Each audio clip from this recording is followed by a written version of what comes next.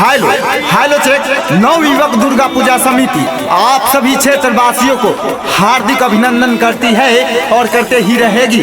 मेला में आए हुए सभी भक्तों से नम्र निवेदन है कि अपने अपने व्यक्ति का हाथ पकड़ के चले।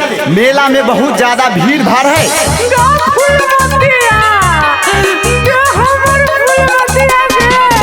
अरे का हुआ है रे? अच्छा, अरे कैसे हाथ छूट गया और कैसे भुला गया रे? तनी खुल के हमको बताओ ताकि समझ में आए। घूमे खातिर आइल रहली हमारा नु साथे, भीड़ भाड़ इतना रहे कि छूट गइल हाथे। और बाप रे घूमे खातिर आइल रहली उ त हमारा साथे, भीड़ भाड़ इतना रहे कि छूट गइल हाथे।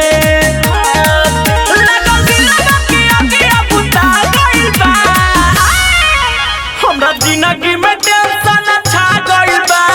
का भइल बा भाई, का भइल बा? माल हमर मेला में भुला गइल बा। माल हमर मेला में भुला गइल बा। अरे माल हमर मेला में भुला गइल बा।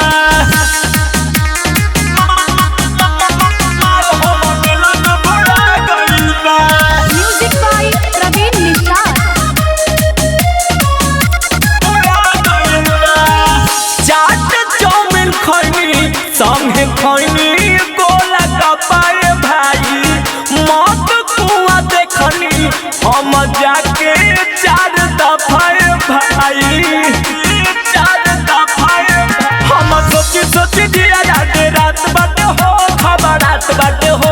का करी हम कुछो ना बुझात बाटे हो, ना बुझात बाटे हो। हम सोना जात मोना भुला गइल बा। हमरा जिंदगी में